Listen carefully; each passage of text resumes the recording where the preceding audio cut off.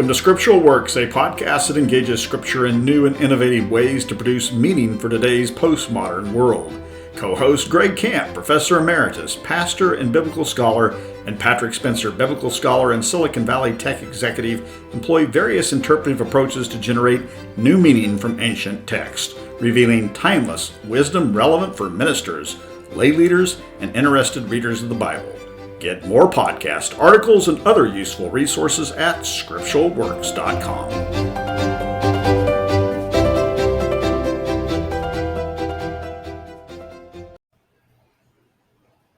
Hey everyone, welcome back to another Scriptural Works podcast. I'm one of your co-hosts, Patrick Spencer, and I'm joined by my co-host, Greg Camp. Greg, always good to see you.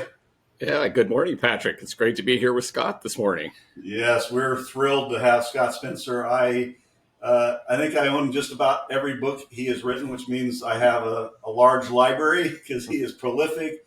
He writes in a very, very interesting way. Every piece that I pick up, whether it's an article or a book, I have a hard time putting it down. And he also comes up with some of the most interesting titles. You've seen some of the titles to his books. So I think his wife's a PhD in English literature, if I remember right, Scott. Yeah, she is. She hates the titles, by the way. They're great.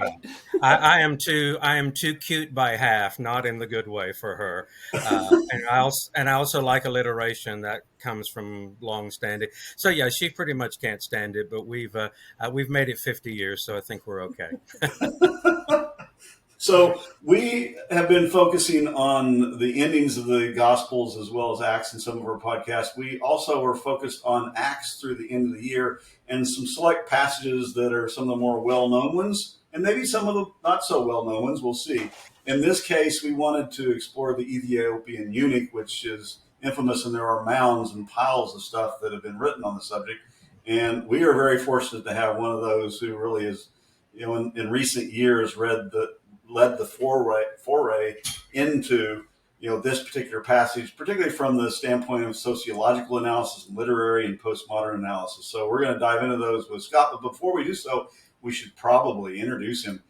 Scott is a New Testament scholar whose groundbreaking work intersects social science criticism, as I noted, narrative analysis, feminist hermeneutics, theological interpretation, among other things. He has a PhD. He's a fellow alum with me from the University of Durham.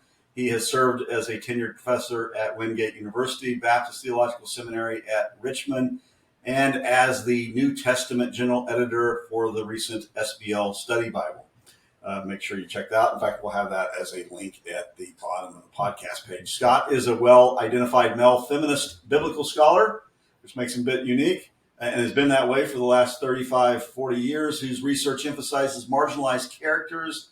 One reason we're looking at the Ethiopian eunuch, emotional characterization, intertextual readings, influencing fields from disability studies to queer biblical interpretation. Scott's authored countless books and articles, and as I noted, they have great titles. The Portrait of Philip in Acts, a study of roles and relations, came out of his dissertation. The Gospel of Luke in Acts and the Apostles. That one's not so sexy in terms of the title, but the next one is Dancing Girls, Loose Ladies, and Women of the Cloth. There we go. Healthy Wives, Spirited Mothers, and Savvy Widows. We could go on. Passions of the Christ is a recent book. Make sure you pick that up. We'll put that as a link at the bottom of the podcast. It's a great piece. In fact, it got me thinking about emotion. I wrote an article for Novum Testamentum on 1 Kings 19 and the sleeping scenes in Luke Acts, which our audience may be familiar with. Some of you, if not, you can check it out. And then most recently, he published 7 challenges that shaped the New Testament. And then he has this great book that every time I have, a normal lay person who's wanting to know more, to do reading on, Jesus, etc., I give him his book, What Would Jesus Do? It's a great book. Scott's interest, I'm almost done, I promise, in the Ethiopian eunuch dates back to at least 1992 with the release of his dissertation, as I mentioned, an article in Biblical Theological Bulletin, which is a short synopsis of his dissertation. He's written about the episode in a number of books and journals. And most recently, and we'll have this linked at the bottom of the podcast, he published an article on the song. Who thought this connection could be made? I read the title and thought, no way. And I read it, and he convinced me. Song of Songs and the Ethiopian Eunuch in Biblical Interpretation. That's in the Biblical Interpretation Journal. So, Scott, sorry to be so long-winded. Yeah, you have a long bio. It deserves more than what I just said. But how in the world did you get interested in the Ethiopian eunuch? Yeah, well, it goes back a long way since I've got a few years on me. Yeah, I did my doctoral work, as you said, in Durham. This would be in the mid '80s. Finished up in '89, and as often is the case, takes a while for that stuff to get published. And I was fishing around for a thesis topic, dissertation topic. Came with all kinds of ambitions to write the entire history of Ephesus, Ephesian Christianity. And one of my friends who was there, Paul Trebilco, wound up doing that much later. That was not going to work for me. So I was kind of frustrated for a while, but about my second year into probing, was asked to review Robert Tannehill's brand new first volume on the narrative unity of Luke and Acts. Hmm. It wound up being two volumes. One was on Luke, and then the second on Acts. I was just taken with it. It was really one of the pioneering works in literary and narrative criticism, and focused on Luke. And I knew he was already had an eye to Acts, and sort of narrative criticism, literary stuff uh, was new. My supervisor, Jimmy Dunn, it was not quite his cup of tea. It was a little too new for him, but he was very gracious. And so I began probing. I'd been interested in the book of Acts forever. Dunn had written a lot on Acts, and I just began to focus on chapter 8, the Philip material, and began to see how a more concentrated literary approach, a la Tannehill, who, by the way, I think deserves to get more credit, perhaps, than he sometimes does in pioneering uh, really deep textured literary analysis, just very deep engagement with the text. People had, everyone had noticed literary patterns and such, but he sort of motivated me to just, well, let's do Philip, and I saw that it began to work. At least for me, in the early part with the Samaritan mission, but then, well, it would be wind up being chapter 4 in my dissertation. I got to, if you're going to do the Philip material, you do the Ethiopian eunuch incident in verses 26 to the end of the chapter. And I'd known this story forever, growing up in a very conservative evangelistic tradition. This was a classic come to Jesus story. You go, you find someone wherever they are, you preach Jesus to them, and they say, "Yes, man, here's water. Let's get baptized." They come up out of the water, and everybody's rejoicing. And then Philip keeps doing his evangelistic thing. So it's basically used in evangelism, and that's there. Philip's called the evangelist, but man, when I began to probe the story more deeply, not only from a literary angle, just seeing what Luke was doing within the passage, and then how it fits into the larger Luke and Acts narrative, and then as some social and historical stuff came in, I've never seen historical work as antithetical to literary work or vice versa, although they sometimes get a strong wedge between them, but I don't see a need. In fact, I don't think you should do that at all. They mutually inform each other, and man, the story just like I've never seen these dimensions, and we'll be talking about that as we go through here.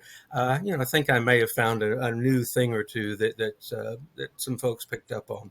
A few But things, I'd say. for me, it became the centerpiece of the thesis, and it's been fruitful ever since. I keep coming back to it, including when I was doing a commentary on the Song of Songs, oddly enough, and we'll talk more about that too. But it's like, oh, here's my guy.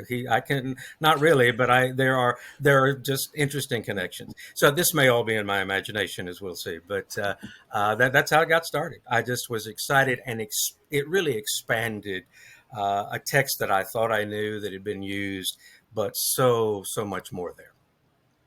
So, Scott, in your 1992 article, The Ethiopian Eunuch and His Bible, a social science analysis, as you just referenced, you got interested in Yeah. social science and the relationship to the text. And you're one of the first to begin to apply anthropological and sociological insights to that text. Can you walk through how social Yeah. sciences emerged for you? What Yeah. what No. helped you see that? And then Yeah. how did this become essential for your work and understanding this character? Yeah. Thanks, Rick. Actually, this, Yeah, though, in the dissertation, yeah, which is basically the late '80s, I incorporated just historical and social information from the about right, how eunuchs fit in the culture or didn't fit. sure. So had a historical sensibility and applied that as much as I could. The idea of using sociological and anthropological models actually came right after I got back to the States and had completed the dissertation. Was just had taken up a teaching post at Wingate University in North Carolina, and again, it was another formative book. That's how these things work. We like to think we're all brilliant, original geniuses that have hit the planet, and God and humanity have been waiting for us to come. But we all build. Like I said, Tannehill was so influential for me. Well, the book that came out in '91 that just kind of was The Social World of Luke and Acts Models for Interpretation, edited by Bruce Molina and Jerome Nere. And they were the real pioneers of sociological and anthropological models. But they just put together a great team of scholars. They wrote a number of articles themselves and applied it to Luke Acts, which was perfect for me. They didn't do much with the eunuch at all, except cross references here and there. But of course, I was ready to go, and it was like boom, boom, boom, boom, boom. Issues of honor and shame as a major sort of ancient code, not just ancient code. We still deal with honor and shame, but as a driving social code in ancient and modern Eastern Mediterranean society. Issues of purity and pollution, issues of social space, like temple versus household, issues of status transformation from through a certain kind of ritual passage from one identity through a phase of liminality and in betweenness, and then moving on to solidifying that new status. All of this was drawn from social and anthropological models and applied to the text of Luke and Acts. And Molina and they were really the pioneers there. They also were big in the Catholic Biblical Association, had a whole group devoted to this. I quickly joined and started going. They were very welcoming. And then very quickly, this article using honor, shame, purity, pollution, temple and household, ritual and status transformation categories, just applied to the experience of the eunuch, uh, not just his sort of conversion, although I think it's fine to use that term, from a God-fearing uh, worshiper of the God of Israel, but with some barriers there because of his eunuch status, but then coming into a fuller realization, a fuller community, if you will, of the people of God through Jesus Christ, the suffering servant, the Isaiah 53 passage. We'll be talking more about that, but it just kind of boom, boom, boom, the categories just seem to fit. And then that also became an organizing principle, both sort of Tannehill's literary model and Nere and Molina's social scientific model became the basis for my commentary on Acts in Sheffield's reading series, which was then picked up later by Hendrickson and is now journeying through Acts. So that's just a quick summary. But God bless those who do great work, and I'm happy to acknowledge them. But then you can develop it in new directions. I've since pulled back a little bit from some of it, the purity and pollution stuff. I'm a little more sensitive. Well, no, actually, a lot more sensitive to Jewish sensibilities about this, and that the purity stuff has been I think, overdone. Also, the sort of temple and household division, again for reasons of being more sympathetic to ancient Judaism, to Second Temple Judaism, rather than seeing a lot of these conflicts with. I mean, the early Christian movement was an early Jewish movement. That came a little later for me, but became very formative through the work of Amy Jill Levine and others. So that's a quick answer, but that's how I got into it. I Well, still find it valuable. sometimes we're the beneficiaries of great people who come before us that we can Yeah. piggyback on. And then, as you note, sometimes it tempers over time. It's stated pretty strongly, and then we learn how to adapt it. And I think that's Yeah. important for whatever level of biblical interpretation, from the devotional, uh, layfolk, preachers, ministers, scholars. If you can't grow and change and develop and say, no. Now, when you go and print on it, it's a little embarrassing to say, I wrote it, I said it wrong. But We never change our mind, right? No, yeah, never but I think ever. that's. I think for years and it's still made, the Christian Century magazine had a whole a special column devoted to how I've changed my mind, and they got big, huge scholars. That's the mark of just being humble and being human, and of growing. And religious folk don't always do so well in that. Yeah. There's a dogmatism that creeps in, and so I've changed a lot through the years, and plan on keeping on doing so if things open up. Yeah, We learn new things and we're critically challenged in yeah, our premises, right? So Right. that's a good segue to the question I had. You started off, you're really one of the first to be, you talked about Bob Tannehill and so forth and the pioneering work he did in the 80s and the social science stuff that came out sort of in the late 80s. But you're right on the cusp of that. And riding the wave, if you may, around the narrative, literary aspects, as well as the social science stuff. But then you've added other yeah.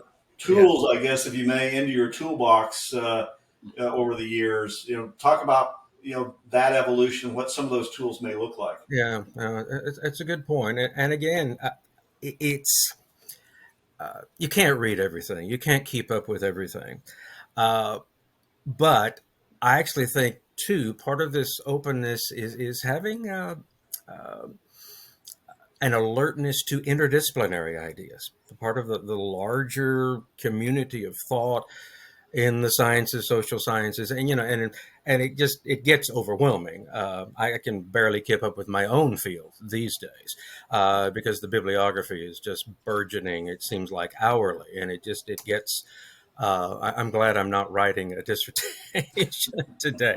I mean, the idea of, well, I've read everything there is to read on the top. Yeah, you could come reasonably close to that, maybe in the 80s. I don't know. And then you throw in French and German sources, but yeah, it's very difficult. And then you start throwing in social sciences and other things. But I get part of that ferment of the late 80s and moving into the 90s. Feminist criticism came came rolling in, and people reacted all different kind of ways. But that became very influential for me.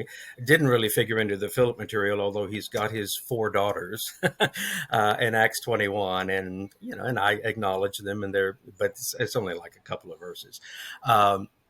But they were prophetic daughters, and even from the Pentecost material, your sons and your daughters will prophesy, pretty matter of factly, not, oh my gosh, women are going to actually speak and be called and be used. But all of that was part of, I was in Baptist life primarily, all the big debates about women ministers and all this sort of thing. At Wingate, where I started my teaching career, this would be, very early 90s, when feminist criticism was exploding. Elizabeth Schussler Fiorenza's book had come out in memory of her in the mid 80s, but a lot of stuff was coming. I proposed and taught the very first course in Women in the Bible that had ever been taught there. Of course, we were an all-male faculty. I was, not really worthy or qualified, but I could read and at least, I was just seeing insights that were coming from feminist thinkers. Now, all over the map, feminist criticism is not monolithic. Some more radical than others, but those that were still taking the text very seriously, but seeing some gaps, seeing some fissures there, seeing things like in Luke and Acts, where you've got this, yes, your women will preach, and then you got Philip's 4 daughters, but they're just kind of staying at home. We don't really have any sermons from them. And then I wrote an article about how really unvocal women actually were for all of the let's hear, ladies stand up and preach. Once you get outside of the birth narratives in Luke 1 and 2, where Mary and Elizabeth are making the men look bad and filled with the Spirit and proclaiming. Uh, and I think Jesus is welcoming of women disciples in Luke 8, but they're not prophesying, they're not preaching. It's still the Jesus show, then the Peter and Paul show, and we let Stephen have his bit in Acts 7. But but you got Priscilla in there. You've got these hints, but there are tensions within Luke and Mhm. Acts, gaps, and I think we can call Luke on that, and we can explore that. That's getting into what is sort of broadly a postmodern approach, deconstructive, maybe with a little d. And but I found that compelling, not as a way, people postmodern, oh well, anything goes, or deconstructive, you're just ripping up the text and throwing it out and throwing. No, I'm no Jacques Derrida expert by any means, but sort of one of the fathers of deconstruction. But he was also a well-known close reader of texts, Mhm. rather than just, now he can get pretty out there, but it's working with texts and pulling threads that are in the text and seeing how they might unravel, be put together in different ways. I found that, if you will, to use way too pious a language, but a faithful way of dealing with the text. It's there. This is what we've got. So if there are gaps there, yes. The literary approach sees unity and coherence and patterns, but people like Tannehill and others would also acknowledge, in the midst of Luke's orderly account that he talks about from the prologue, so he takes seriously how he's put it together, what comes after the other, but he also, some might say, drops the ball because they seem like, oh, those two things don't fit. Well, rather than going with sort of old style form criticism that says, oh, well, he must have been looking at different sources and so he's just pasting them together, but the paste is falling apart here. He doesn't do a very good job. He's a terrible seamstress. So bless him. We'll just kind of, we just kind of go, no, those gaps, there's stuff in there, maybe. It becomes, you use your imagination, but you use it based on the text, and you begin to probe, and everything gets messier, no question about it. So is Luke for or against women? Well, that's a silly way to put it. That's a overly binary way to put it. But we want, was Luke a feminist? No, nobody was a feminist in the first century. But there's some real encouraging stuff there. There's a vision. There's an ideal. It goes all the way back to Joel. And there are hints of it, but Luke doesn't seem to follow his own ideal that well. So we call Luke on that, not to blast him, but to explore that. So that's at least some hint of how kind of added postmodern via feminism to the toolbox, if you will. That's a great image, by the way. These toolbox used by a very imperfect mechanic, but but you do what you can with the tools that you have. Just we're going to maybe get on this more later, but in the emotion study that I've recently been doing, that is a huge interdisciplinary thing. There's almost not a field on the planet, in the hard and soft sciences and literary humanities, the whole bit, that is not now dealing with emotion. But and so what is your theory of emotion? Well, I've written certain things about it, but the fact is, it's forming. It's just such a huge thing. I can't possibly keep all that together. And doing interdisciplinary work is dangerous, because there's no way you can become an expert in every field. But to me, it's preferable to at least try to engage, rather than just get in an echo chamber, head in the ground. And so you take risks and you change your mind. And the article you write 5 years from now disavows everything you said 5 years before. But love the process if you can. Yeah. Well, Scott, one of the things that you did with your tools is that you put together some pieces that I don't think anybody else had thought of before when you read the Song of Songs, the female Ah. figure there, with the Ethiopian eunuch. That's like putting a jet engine on a tractor. Oh, that would have, I could have used that in the opening article, in the opening of the article, because And maybe as you answer that, how in the world did you get, you're a New Testament scholar and suddenly you're writing a commentary on the Song of yeah, Songs? great, How'd that great happen? question. You ought to read the preface to my commentary. It's really a bit of a hoot, but a confession. Oh yeah, now a male Baptist heterosexual. We've been married since we were teenagers. Okay, uh, you know, father of two daughters, which has been very influential on my feminist approach. But there are no children uh, in the Song of Songs because, if I may, uh, how we Or get children how on we the get horizon, even, right? how we get children is evolution's trick on us to we get children, and then after children come, it's like, oh my gosh, you have no time or interest for, that's not, this is way overdone, but it's not necessarily conducive to the sexual enjoyment and frolicking that our couple in the Song of Songs does. But anyway, I tick off all these things. They're like, what in the world? uh, I was not the first choice for this. For whatever reason, folks declined it. But interestingly, Amy Jo Levine was on the board of this wisdom commentary series that Barbara Reed, a wonderful Lucan scholar, had put together. It was a series of Old and New Testament feminist commentaries on the whole Bible, and it's coming to completion almost. There have been, I don't know, 30 or 40 volumes published, and this was one of the earliest ones. I don't know why I could think of a dozen people that could have written this, but for whatever reason they turned it down. Amy Jill just said, "Oh, Scott can do it." I think she was messing with me, but and Barbara said, "Yeah, look, can you?" And I said, "Are you kidding me?" And I had enough street cred, I guess, with feminist criticism and reading text, but I had to really brush up on my Hebrew. Okay, this was going to the other side of the canon, but what a fun project! I sort of where angels fear to tread. I jumped in. There's again, you read. I had a course actually at BTSR, the Baptist Seminary. It was the best seminar I had during my time. There was about a dozen really engaged students. It was just one of those things that came together, focused on this. And we read everything. They were open.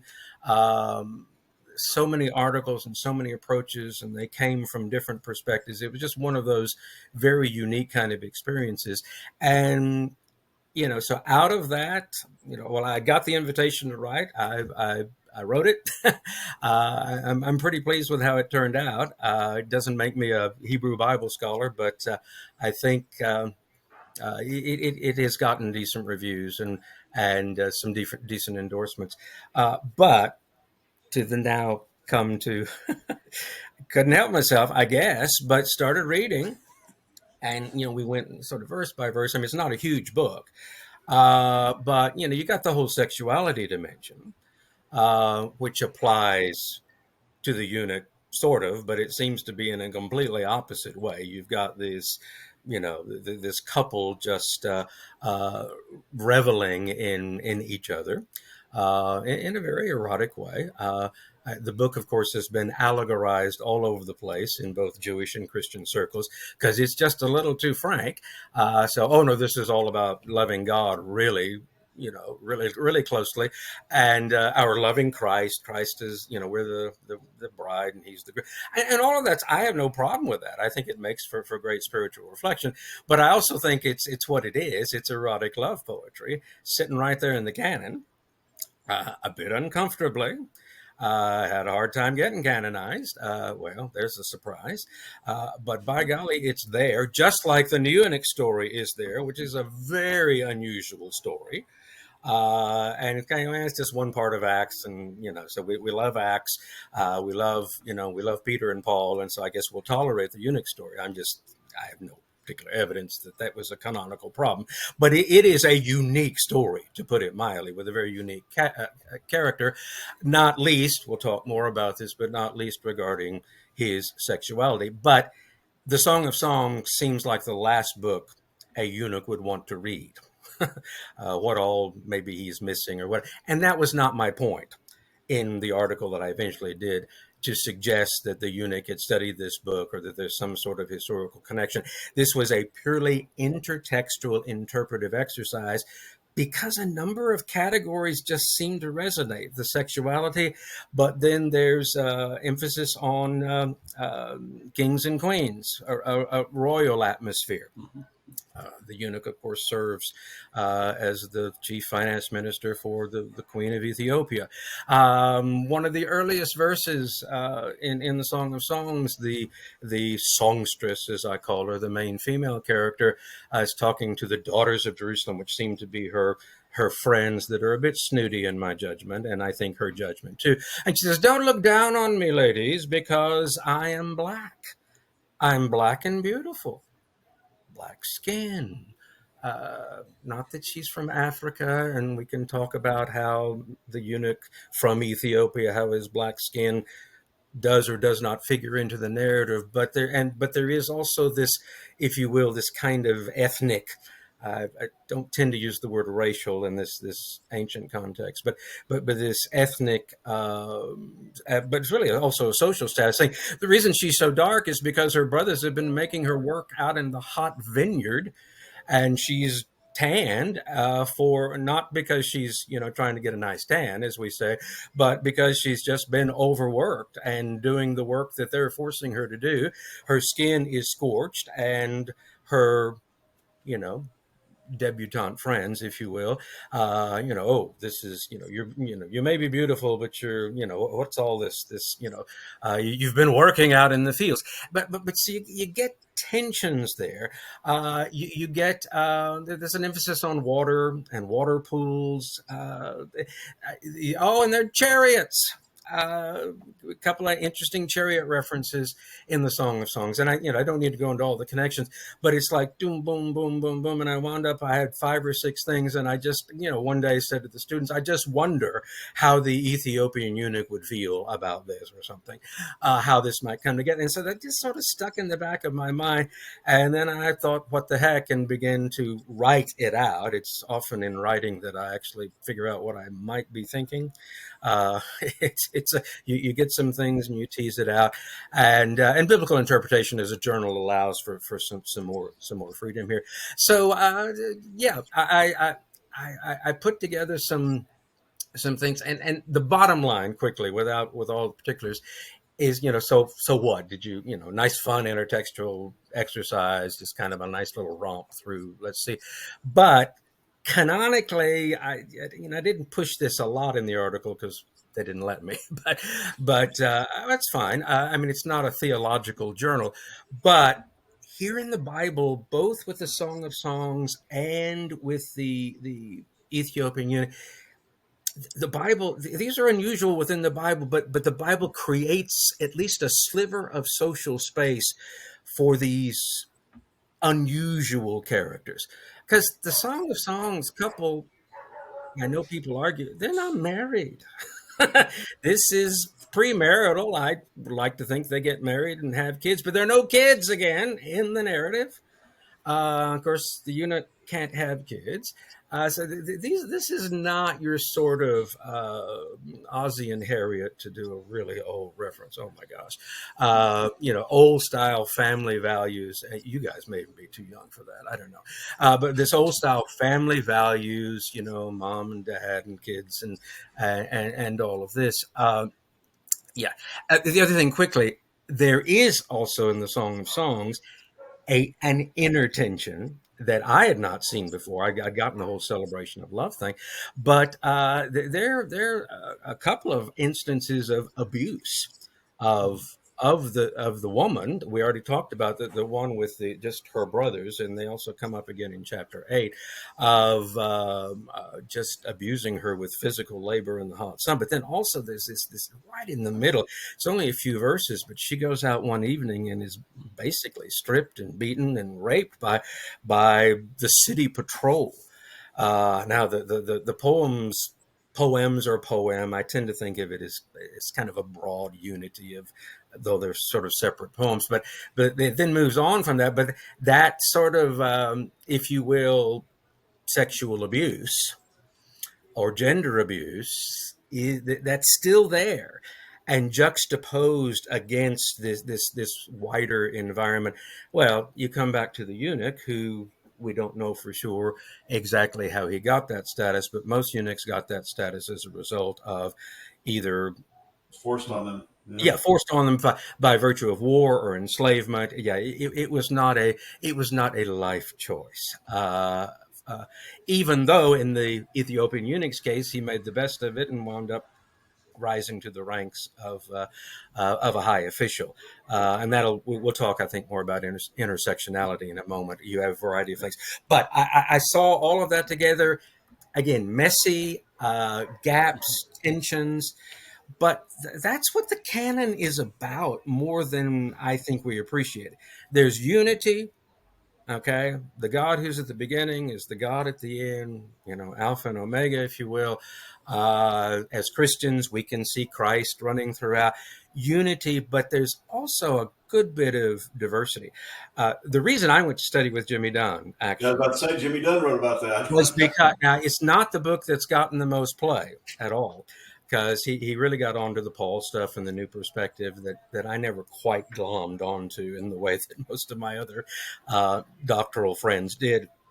But it was his Unity and Diversity book, in the New Testament, that I read as a master's student on my own. I don't know, I pulled it off the shelf, and it just. I mean, Jimmy himself comes from an evangelical background, but he began to just really open things up. It's what I was going to do on Ephesian Christianity, by the way. I was going to do my own Unity and Diversity. It just proved too much. I didn't have the chops to do it, but that really stuck with me, and I have stayed with that as a real important principle for me. So the canon, and it's not a free for all. There's guidelines, there's guardrails, no question about that. It's not just anything you want, but it does give you room to move socially and experientially. And having grown up in a straitjacket, not literally, but it almost felt that way in terms of, man, it's got to be right down the line, however, my elders define that line. Freedom's not a bad thing. And so I see that canonically. Okay, I went on a bit much about that. We agree. No, this is fascinating stuff. So if we look at the eunuch, Scott, and the work you've done there, from a marginalization standpoint, whether you've talked a bit about this already, but ethnic, gender, sexual, religious, social class. Talk about that and the dimensions of what's going on in that text, because we usually, it's Samaria, and ends the earth. That's Ethiopia, traditionally, and then we skip ahead. Now we got Paul. There's a lot more going on here than that. No, absolutely. Of course, and before Paul, although Paul, gets quote converted in chapter 9, but you also still get Peter's going to be the big hero to take the gospel to the Gentiles. It's the Cornelius event that Luke sits on for a couple of chapters and then returns to in chapter 15. And Philip's just kind of being snatched up, and he's just whatever. And then we pick him up in chapter 21, and he's finally settled in Caesarea with his 4 daughters. It's like, I think Philip by then. I guess, yes. Having, I often joke, having 2 daughters who I love dearly, but they're in their 30s now, and love it when they visit. Don't want them to stay at home forever, and they didn't want to be home. Philip's living with his 4 virgin daughters, I guess, forever, and they're all prophesying. That's great, I guess, to have 4 other preachers in the family. But of course, we don't really know about the social dynamics. Anyway, there is a lot more going on in the Ethiopian eunuch passage, though Luke jumps off from it. But a lot of it, again, I want to give Philip more credit, but the focus is on this incredible character who's not just a cipher. Again, I mentioned before, I grew up, this is an evangelistic story. Philip is the evangelist par excellence, shares Jesus, you get baptism. I mean, all the good stuff, from my tradition at least. And, the Ethiopian eunuch could have been Joe, Tom, Harry, Bill. I mean, it just anybody, just who happened to be there. So very little attention to this particular character. I don't think growing up, I don't think I knew what a eunuch was till I was a young adult. It was just I was just a character, and that's just what they called him for whatever reason. But none of that was ever explained. But in the internet, it's only two verses, Acts 8, 26, 7, 8, somewhere in there. He's introduced, and just you went through, just boom, he's this multifaceted character. The term of art these days is he has intersectional identity, which was a term that Kimberly Crenshaw was a law professor, African American law professor, still is, and came up with this term in response to feminist scholarship was being dominated by white middle class women doing good stuff, saying, "Hey," but looking at everything through the lens of what they were. That's what we do. White middle class or even upper class women, and women are not monolithic, and black women were just kind of being, oh, you just come along and ride the feminist wagon, and you just kind of, but they were being blended in, and their experience was completely different. Their identities were multiple. They crossed intersections. Yes, they're women, but they also had a certain black experience in America that has a lot of intersection with what male blacks go through and the whole history of slavery. But then even within black women, they're not monoliths. They have different occupations and different family setups. And it's actually, this is considered intersectional theory is part of the dreaded CRT, the critical racial theory, like it's some sort of wild radical. It's just kind of a basic, obvious thing that we all have multiple identities. Okay, I mean, I'm staring at us on the screen. We all are gray-headed, sort of glassed white people with goatees. I'm jealous of Greg's. I can't get more than I've got here, and have to keep what I have trimmed, or it looks awful. But okay, so here we are. But we could talk forever about how different we also are. I mean, you guys are in California. I don't remotely understand what that means. Kidding. But I grew up in South Texas. Now I live on the East Coast. Okay, I'm no more though a Texas stereotype. I own no gun, no boots. I'm scared of horses.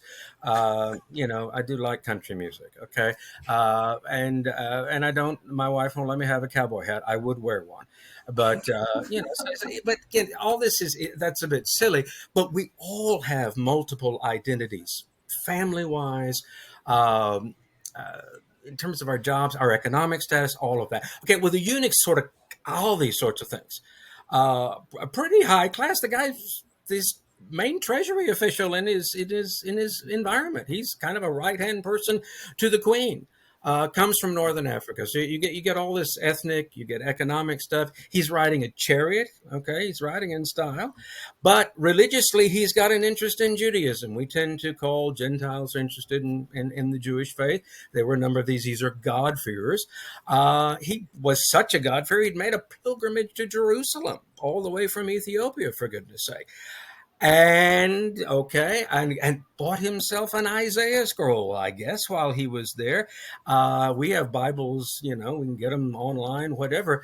Scrolls were expensive. This is a price, and he's reading it, this thing on the way home. And of course, that's when Philip pops up. I mean, it's a wonderfully orchestrated scene, full of all sorts of signs of supernatural guidance and such. But it's also still this very earthy scene between a human being that's got all these levels, but Luke settles on, after describing all these things, and I think we should appreciate that, he was a eunuch. Eunuchos, we just take the term over. And then after that, I don't know, it's 5 or 6 times, he's simply referred to as the eunuch, the eunuch. And it's like, now you can't, the eunuch, treasury officer, African, you settle on something, but that becomes the dominant status that Luke focuses on in this story. Now, I doubt this man himself would have preferred that if we'd asked him. Oh yeah, just call me the eunuch. That's who I am. Mr. Secretary, if we want to, Secretary of Finance, it would be like I just whatever thought about this. Our current American Treasury Secretary is Scott Bessent, as you know, who is Republican, of course, through and through, but is also a well-known gay man. He's been out and with a partner for years, and that's fine. And even most Republicans don't seem to have a problem with that. But he's interviewed on the news all the time. But he would never be interviewed. We're very glad to have Scott Bessent with us today, the gay guy.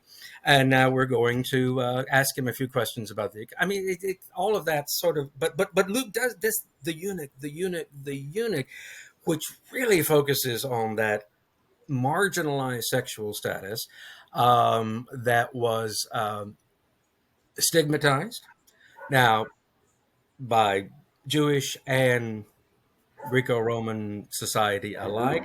I don't know if you want to go ahead and talk about that now, or we can. Yeah, let's delve into that a little bit, both in Mediterranean culture, but also in Middle Eastern. If you look at the older cultures there, this is a status that would be, or a status. It's more than a status.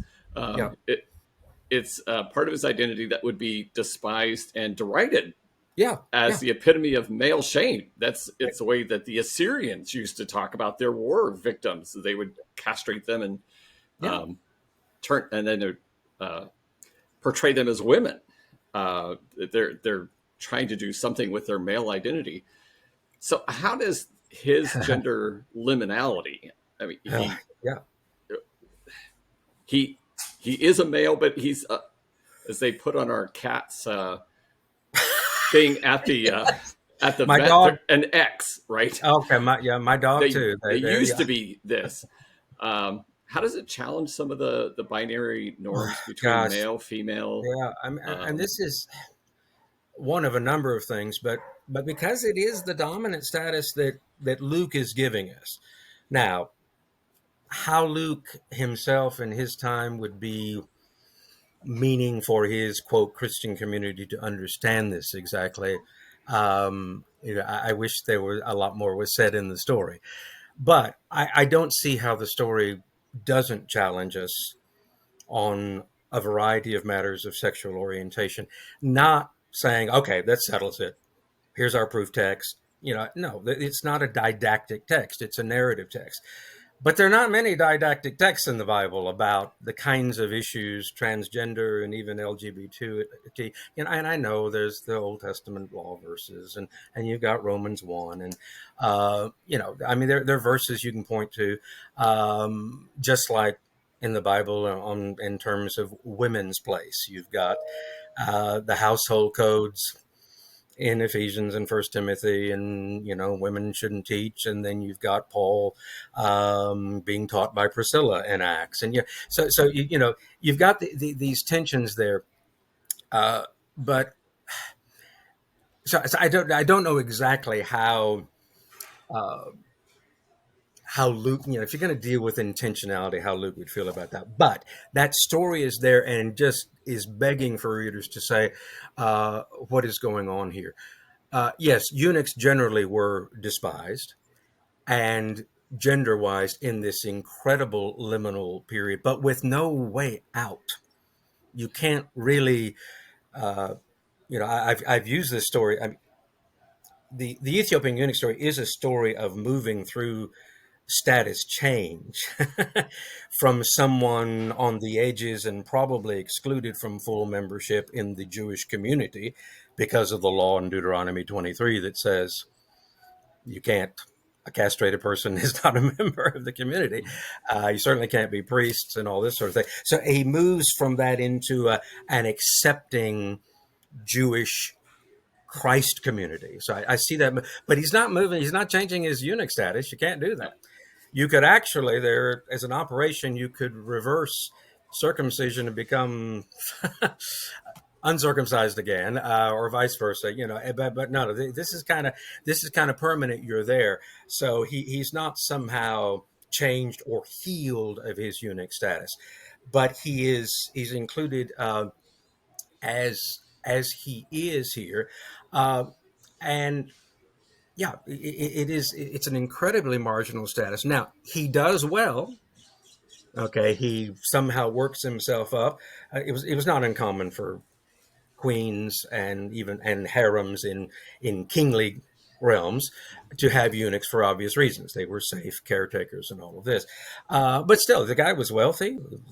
Had a very high position, so he made the best of things. But there would still be this incredible stigma, and because of his particular interest in the Jewish faith and in becoming part as fully a part of the Jewish community, he would be on the outs there.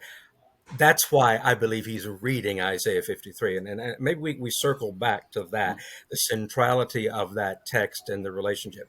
But as far as your broader question, how does this speak to us today in our questions about gender identity and whatnot? I think as Christians, as people who want to take the Bible seriously, this passage needs to go into the hopper, if you will, in terms of what's tugging at us. It doesn't solve it, as I said. The Song of Songs doesn't solve it. But neither does you've got Jesus's strange thing. It's only in Matthew. I'm glad Luke just decided to leave this one alone. But in Matthew 19, where it's a passage about divorce and remarriage, but Jesus just says, some people are eunuchs because they're born that way, some because they're made that way. And I think that's the primary thing, as you emphasized, in war, way of enslaving and humiliating those that you conquer. And some are eunuchs for the kingdom of heaven. And Jesus sort of seems to prefer that. Paul kind of prefers that. Not that marriage is bad and all of this, but it's easier to serve God if you are celibate and can devote all your attention, that kind of thing. Now, we're raising a whole huge issues of question, a whole host of questions, but that stuff is in the Bible. Okay, our eunuch did not choose this again as a lifestyle choice for heaven or anything else. Origen, you may know, in the 3rd century, bless him, but don't know how he did it, but apparently castrated himself to be more faithfully a eunuch for the kingdom of heaven. Well, that's just taking Jesus way too literally. Anyway, and you will have others perhaps that do that, or at least metaphorically prefer celibacy. Yeah, there's so many levels here. And the more you talk about this, you realize there's so many caveats and questions. All of that is to say, however, that the eunuch is fitting in this, I kind of quip, I don't know that it's unique to me, he's in no man's land, literally. Okay. It's just, I don't, and yeah, womanish, but not even good enough to be a woman in this oppressive society because he can't procreate. He has no genea, no generation, no descendants, which figures into the Acts 8 passage and also the Isaiah 53. So he's really betwixt and between. And for all that he may have going for him economically, socially, and otherwise, wow, this one is, what do you do with this? And I'll use this word, I think, with this freak. That's just, we just don't know what to do. And however he felt about that, we're not sure. But that's got to influence us in some way in how we think about those whom society labels this way. And freakishness, if to use again, it's not a good term, but is a matter of societal judgment, which of course any of us can internalize. If you hear it enough, you start feeling that way, and that can levels of shame can happen on all kinds of levels, from just feeling that you're completely worthless and so odd and so out of place. But the Bible provides space for that. Most of us really revel in, Galatians 3:28, in Christ there's neither Jew nor Greek, male, female. So that is a bit of the gender thing, although that can be interpreted different ways. Slave or free. Now, again, Paul's ideal and the reality on the ground, Philemon still has the slave, and Paul kind of wants to free him, but we're not sure. And so all of that, and then in the so-called Deutero-Paulines, which that keeps debating. But slaves, just you're free in Christ, but keep obeying your masters and keep being slaves.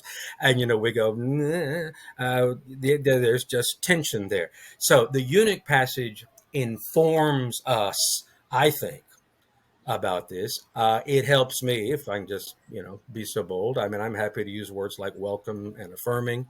There's a lot that I don't understand, biologically, scientifically, medically.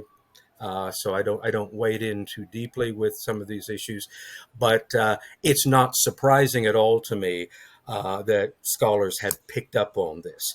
You do have queer readings, and you do have transgendered readings of this story, and of course, critics on the other side. Well, you're just imposing that stuff. Partly, yes, we all are imposing our 21st century eyes and readings on the Bible. The Bible is not self-interpreting. We all come to it with our stuff. Now, the text needs to be able to speak back to us if we want to be faithful to it. And so there's tension and there's back and forth. And there are communities of interpretation that are important in all of this. And there's tradition.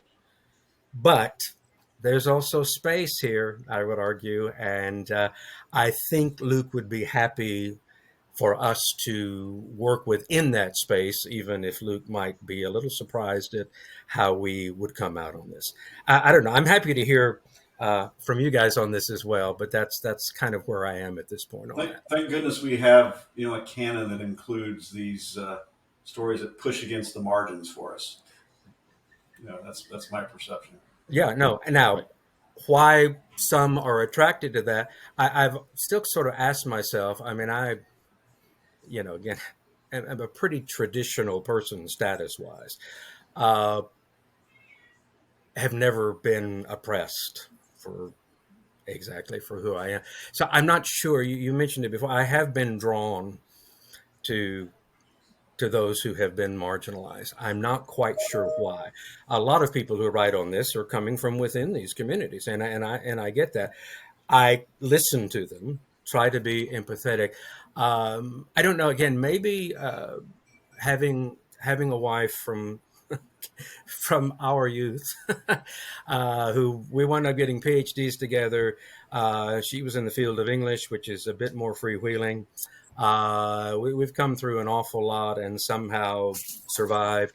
And I see how able and she is.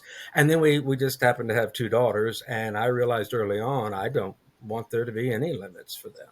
And the church or whatever, this just doesn't fly. So there's been that experience that of course I have shared as someone who loves the women in my life, but it's not the way I was raised, and so I can't explain all of it. But it does seem to me part of a gospel that, and I think it's Old and New Testament with all of its tensions, that is inclusive, that is expansive, and that's creational. It's not just humanity. It's and it pains me because I see a lot in our world as narrowing and constricting and polarizing. I mean that's no great observation, but in my senior years I had hoped for better, and there's still maybe hope to come, I shall say. So Scott, I'm watching the time here. Okay, yeah, I too long for our listeners, but this is a fascinating conversation. We're talking about the intertextuality. Maybe you can address the intratextuality with, I need a guide to help me. There's some connections back to Luke 24. There's some connections with the Isaiah citation back to earlier sections. You're talking about the parable of the sower in Luke 8, and even the prologue in Luke 1. It really draws the story together. Dinkler wrote a great article on this recently that I'm sure the three of us have probably read. That sort of draws some of these parallels, but there's an intertextual element there that makes it really interesting. Kind of ties together that thread in Luke Acts. No question, Patrick. And I think there's always more work to be done. And it's part of the generativity, if I can use that term, of this text. It just is alive and connects and makes connections within Luke and Acts, within the Old Testament. And you've listed a number of them.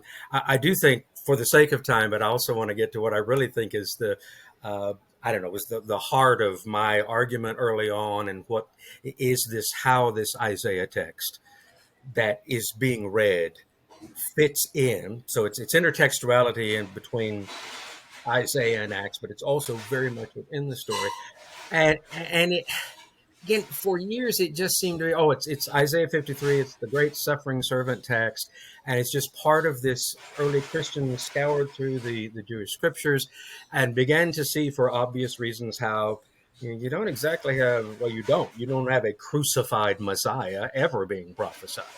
This is a bit scandalous. This is unusual, but you do have these righteous sufferers, and then you have the suffering servant songs in Isaiah, 4 or 5 of them, and boy, do they connect.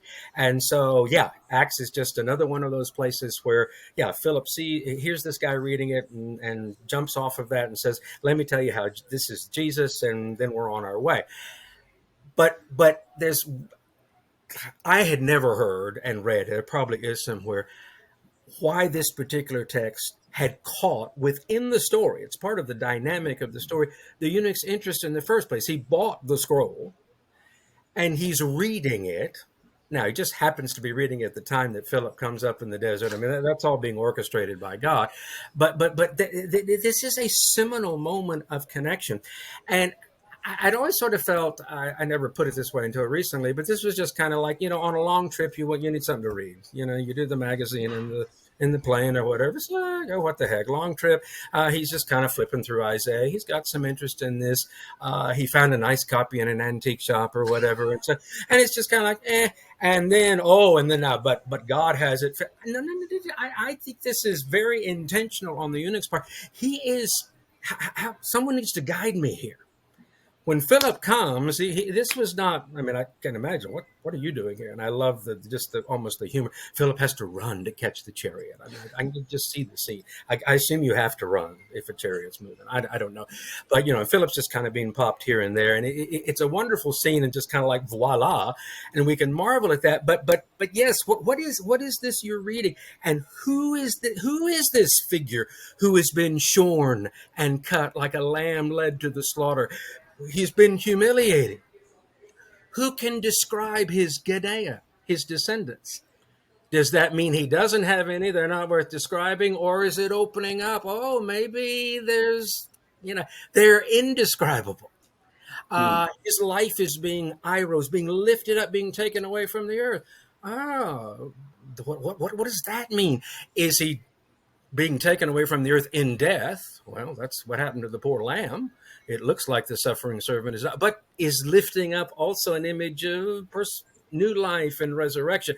So, this story is just teeming with stuff that the eunuch, he has lit on this passage because he's been searching for a solution, for salvation, if you want to call it, for a place in this Jewish community that he respects and loves and honors, but that has that exclusive clause in the Torah.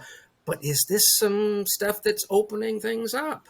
He's coming back from Jerusalem, where he probably wasn't able to go into the temple. And what's the likelihood that this is the actual text he bought? It's intentional. See, now, every time you start talking about intentional, we can't know what was in his mind. No, but we got the text. They're just almost too many connections here. It's not a random text. It's not just a proof text for Luke to use. And this is just sort of, should be just basic, close exegetical analysis of how do the pieces in the story fit together. But it just had not been asked that way, again, because the Ethiopian eunuch figure had been considered, I think, as just more of kind of a cipher. And the text as just kind of, scripture points to Jesus. Amen. Well, fine. But how does this work? And what an illustration of the Jesus figure. The servant songs have generally a servant figure who suffers, maybe a symbol of Isaiah himself or the people of Israel. But this one really just that idea of a figure who was cut. Yeah. Shorn, shamed. And then that whole thing about descendants and generation and status. Yeah. And then, okay. And just the question, is the prophet here is talking about himself or someone else? He really does want to know identity. Identity issues are front and center for the Ethiopian eunuch. And I think it's appropriate for identity issues. We talk about, oh, you're just doing identity politics. Well, yeah, that can go too far, but we have identities. It's part of that intersectionality. That's who we are. And we are accepted or rejected on the basis of those. And we draw a lot of lines, some very hard and fast. No, you're that identity. So you're there. Who is this talking about? Who is this? And then Philip says, let me tell you about Jesus. He preaches to him. Now, I would love, and I'm a little angry with Luke for not giving us, we get sermons from Stephen and Peter. Can we actually have a little bit of the sermon? An outline is fine. I'm cool. Or just the 3 points in the poem. That's fine too. But can we just have a little something here? Now, what I'm doing, admittedly, is I think an informed imaginary exercise, but I'm supplying the sermon manuscript where Philip says, yeah, Jesus, this, and this. And isn't that interesting how it applies to you? I'm assuming also there was some discussion. And then that just lovely, another key thing, when, they're in the desert, this incredible setting, but there's water. Okay, we're going to get to baptize. But the way the Ethiopian, it's the language that's used. What is to prevent me from being baptized? Kaluo, which becomes a real important word in Acts, including right up to the very end, as you guys know in some of your research, the very last word of Acts, of Luke's 2 volume, is akalutos, which is from the same root, without prevention, without hindrance, without boundary. And there's a whole lot more that I know you guys are doing with that, and I want to do with that as well. But right, what is to hinder? And why do you ask it that way? In my tradition, if somebody comes forward during an invitation, or they do the Billy Graham thing, man, I want Jesus, and I want to be baptized. We tend to welcome. And if someone says, well, I got this and that, no, Jesus. So we don't do this. All right, now here's a big checklist. We might do some of it because we want to make sure you're sincere, but this is the guy asking. It's not Philip saying, okay, now we got to make sense. We got to check on you here. Okay, we don't want to just let anybody in. Your tithes will be very helpful to us because you got some money, but no, it's the eunuch saying, because the eunuch is used to having that identity blocked and prevented. So he wants to know, okay, this is all great, but what is the catch, man? Come on, give it to me. We've gone all this while. Here's water, but no catch. And I love the fact Philip goes into the water with them. They come out together, and then Philip is snatched away, which is kind of, boom. That's just another interesting part of the story. I don't know how significant it is, but a new community is being formed. The eunuch is feeling, if you will, part of the Ganea. Joyous, just like others. And he goes away, rejoicing. And as you all know, there's also, we don't need to get into and don't have time to, but just a few chapters down the road, just a little more unrolling of the scroll, if you will. There's Isaiah 56, which promises a new household and community for eunuchs and foreigners. So you get the double whammy here. It's just, and this is not unique to me. It's hard not to see that Luke is looking to Isaiah, and this is a fulfillment. You've got a Gentile, someone who's a God-fearer, but from Africa, interested in the God of Israel, but is a eunuch. That just seems to need a fit. So that's been seen a long time. But the connection between Isaiah 53 and the eunuch in particular, I sometimes preach it just to kind of, once I get over saying eunuch 100 times in a sermon, which is just not what people are used to hearing, but it's there, and so I just go for it these days. But it's like, what is happening with the eunuch here? He's being, well, he's seeing the suffering servant as relating to him. And so I just go for something like Jesus is died and rose in solidarity. And even I'm a little iffy about sort of substitutionary atonement these days, but I go for it. Jesus died as one of us. Jesus died as this no man. As this shorn cut figure. So I don't know. I find that pretty powerful. And again, I want this passage in the discussion when we're making our great ecclesiastical judgments about how to deal with folks. Unequivocally. Yep. Yeah, it's hard to see how in Isaiah 53, what would lead him to ask that question if it was not about, am I included? Is this a person for me? Why else would he be asking the question? There's nothing else in the text that would seem to beg that. Well, other than, again, just, you got to have a setup man for Philip. You got, well, no, and it's almost how it was presented. You just have to tee up, so, I mean, God is doing, there is a heavy supernatural thing going on here, putting together, and so I suppose I find it a very anemic idea, and I think the way you put it is exactly the way we should see it. But otherwise it would just be that you got this rendezvous and God set this up, and so this guy just has to ask the leading question so Philip can do his thing. But that is part of Acts, because Acts it's in this section where new kinds of people are being included, of which Peter comes along with Cornelius and you're very good. And also says in chapter 28 with the Maltese, right? And then you have Apollo and Aquila and Priscilla. This guy from Pontus teaching this guy from Alexandria. It's turning the boundaries, turning the world upside down. And that's an Acts 17. You mentioned, Patrick, before this sort of ends of the earth thing. You have this kind of blueprint in Acts 1:8, from Judea to Samaria to the ends of the earth. And again, I think Philip should get more credit for all that, because the Ethiopian eunuch, though Ethiopia, which is ancient Nubia, not quite our modern Ethiopia, but in the same neck of the woods, there are references from Homer and beyond. This was kind of, that's getting to the ends of the earth.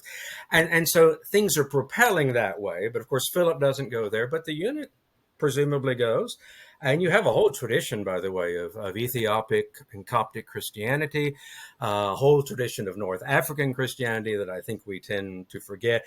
We didn't talk about much about, and I haven't written much about, but African American and African biblical interpreters obviously see all kinds of stuff to work with in this story. It's so rich. You can come in from so many angles, and I say, viva la, whatever we find here. It doesn't chapter and verse settle everything, but it provides some very provocative stuff. And yes, it carries all the way through the book of Acts, and I think beyond, just by virtue of the fact that Acts ending is unhindered and says it keeps going, and it keeps going in ways you might not expect. So if you apply it more broadly, now still guardrails, guidelines of the community, but this is a free, unfettered spirit, a gift from God that is not to be put in a package and with a bow, and now we've got the Spirit. No, nobody's got the Spirit in Acts. And I'm, no great charismatic, but there's a charismatic spirit here that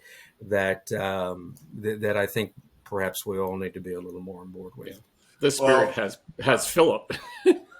I love talking to Scott. I could talk to him for like 3 hours, but we're out of time, unfortunately. Scott, We're going to have you back if you're willing. We want to talk about all your work on emotion, which is fascinating. That's great stuff. Some of the new things that you're doing. But thanks so much for your time. This has been very enlightening. How can our audience get in touch with you? What's your recommendation? What's the best? Yeah, really, email is the best, and I'm good. I'm pretty good about responding to that. I think maybe while we were taping, a ding went off that might have been an email. Sorry about that. But yeah, email at I don't know if you're going to print that somewhere or just f.scott.spencer. We'll put that at the end of the podcast at gmail.com. Yeah, that's great. And on my email there is a phone number if you just really want to talk to me, which I don't mind. And are not selling me anything, that would be okay. But that's on my signature. Yeah, that's by far the best way to get a hold of me. I love hearing from folks. Unbelievable conversation, Scott. It's always great to see you. Thank you so much. Yes, for thank our you so much. Scriptural Works audience, check out other episodes as well as articles at scripturalworks.com. Thanks for joining. Thanks, guys. I really appreciate it. Thanks, Scott. Other podcast episodes of Scriptural Works featuring co-hosts Greg Camp and Patrick Spencer, as well as a variety of different special guests, visit us at scripturalworks.com, YouTube, Apple Podcast, or Spotify. And don't forget to check out the growing repository of podcast companion articles found at scripturalworks.com. And finally, if you find our podcast episodes thought-provoking and helpful, make sure to share them on your social channels.